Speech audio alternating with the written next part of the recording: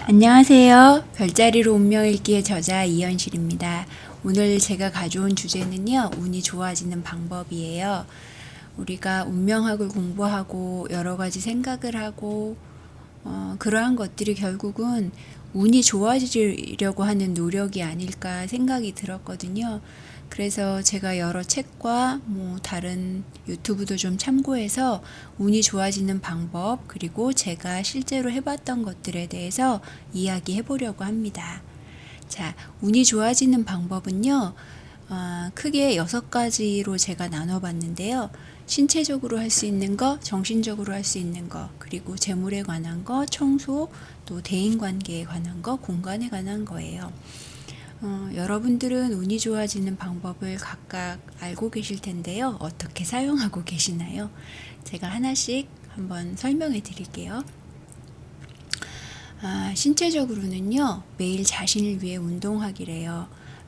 어렵게 생각하지 말고 조금 더 걷는 거 정도면 좋겠죠? 그리고 이렇게 허리를 쭉 펴고 바른 자세를 유지하는 거. 그리고 많이 자주 웃는 거요. 웃다 보면 좋은 일이 생겨요. 그렇지 않나요? 그리고 기색을 환하게 하기, 밝은 옷 입기. 기색을 환하게 하면요, 주변도 환해지잖아요. 그리고 밝은 옷을 입는 것도 참 중요하대요. 1년 내내 까만 옷만 입고 있으면 어둡게 느껴지잖아요. 그쵸?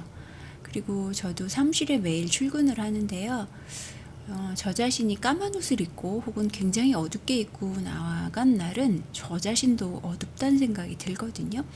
그게 여러 사람에게 혹은 여러 사물에게도 영향을 아마 미칠 거예요. 그 다음에 낯선 환경 마주하기. 이것도 그닥 어려운 일은 아니에요. 낯선 길을 좀 걸어보고 낯선 곳에 좀 가보기도 하고 낯선 경험을 하는 거. 이러면서 성장하잖아요. 아이들 때는 호기심이 많아서 여기저기 뛰어다니고 가는 곳도 많은데요. 어른이 되면 안 그렇거든요. 가던 길만 가고 하던 행동만 하니까 1년이 더 빨리 지나가는 것 같잖아요. 그 다음에 이 6번째, 음식 절제하기. 이거 참 중요하답니다. 음식을 절제하면요, 의식을 조절하게 된대요. 그런데 많이 먹거나 혹은 너무 적게 먹거나, 이것도 중도가 중요하긴 하겠지만 지나치게 많이 먹게 되면 자기 의식을 조절하기 힘들어요. 많이 먹어서 졸리고 피곤해서 졸리고, 그래서 음식 절제하는 것이 많이 필요하답니다. 여러분 매일 책 읽기 하세요? 저는 몇 달 전부터 매일 책을 조금씩 더 읽으려고 애를 쓰고 있어요. 하루에 이제 일과가 끝나고 책을 읽을 수 있는 시간이 사실은 길지 않아요. 많은 사람들이 그럴 건데요. 그래도 자꾸 책과 가까이 해지니까 더 사고도 깊어지고 또 세상을 바라보는 눈도 좀 길러지고요. 소원을 3번씩 쓰기도 있답니다. 소원 3번씩 쓰기, 저는 무엇을 하고 있냐면요. 대유학당 빌딩 사고 싶다라는 소원하고요. 그 다음에 제가 자미두수 책을 많이 사람들에게 알리고 싶다라는 소원을 계속 쓰고 있어요. 조금씩 되어 가고 있는 것 같습니다. 그 다음 입으로 행운이 새어나가지 않도록 하기요. 험담을 하거나 혹은 정치 이야기를 하거나 마음에 안 드는 것들에 대해서 우리는 계속 신경을 쓰고 거기에 대해서 자꾸 판단을 하고 하다 보면 아무래도 좋지 않은 이야기를 주고받게 되는 경우가 많아요. 그러지 않도록 입으로 내 행운이 새어나가고 있구나 라고 생각하면 좀 덜 하게 되겠죠? 그리고 담배는 운으로 50% 갉아먹는데요. 이거에 대해서는 담배가 기호식품이기 때문에 반드시 꼭 그렇다는 생각은 하지 않지만, 사실은 담배 연기가 주변 사람들을 힘들게 해요. 담배 안 피는 사람들은 잘 모르시겠지만, 담배를 피시는 분들은 담배가 매우 스스로를 안정시키고 좋다고 하겠지만, 이러한 부분에 대해서 한번 생각을 해봤고요. 자, 정신적인 부분을 한번 생각해 볼게요.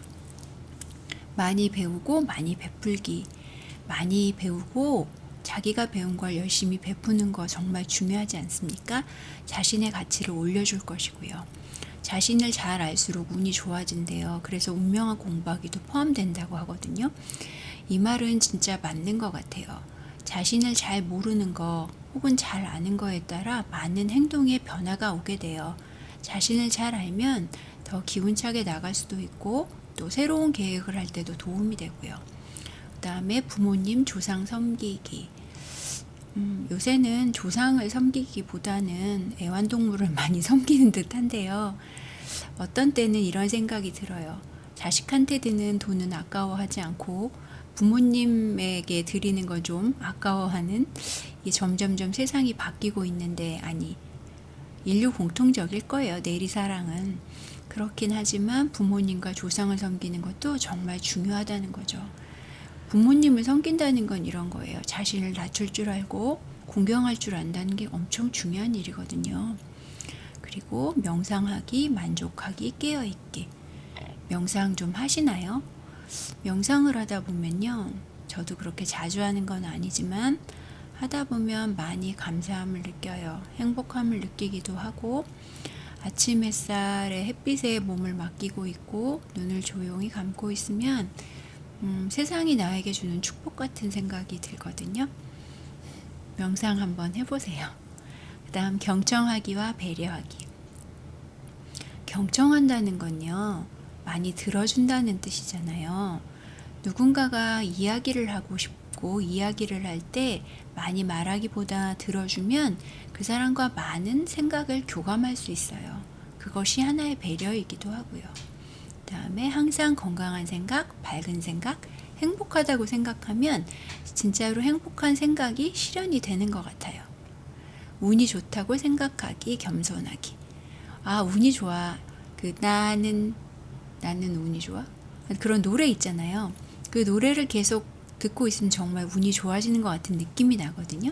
그리고 실제로도 운이 좋다고 생각하면 운이 좋은 일이 자꾸 생겨요. 감사하기. 자기에게도 남에게도 마찬가지인데요. 요새 감사일기 많이 쓰시잖아요. 저는 매일은 아니지만 감사일기를 가끔 써요. 네, 정말 여러 가지 감사할 일이 참 많아요. 생각보다 많은데 우리가 잊고 사는 거죠. 불평불만에 가려진 감사? 그 다음에 후회하지 말고 반성하기. 후회를 자꾸 해요. 어떤 일을 이렇게 할 걸 저렇게 할 걸. 그런 건 다시 발전할 수가 없거든요. 반성을 하고 이렇게 하고 싶다라고 해야겠다라고 생각하는 것이 발전하는 지름길인 거죠. 자미두수를 공부하고 자미두수로 운을 보는 것도 마찬가지예요. 후회하려고 하는 게 아니고요. 이런 기회가 온다면 이렇게 해야겠다라고 생각하는 건 거죠. 그 다음에 남의 기쁨을 함께 기뻐해주기, 수의공덕이라고 이야기를 하는데요. 남이 좋은 일이 있을 때 정말로 기뻐할 수 있는 그 마음이요. 진짜 좋은 것 같아요. 이게 진정으로 기뻐하는 거가 쉬운 일은 아니에요. 한번 생각을 해보세요. 여러분은 어떻게 하고 있나요? 그리고 과거보다는 미래에 대해 꿈꾸기. 과거 생각은 조금만 하시고요.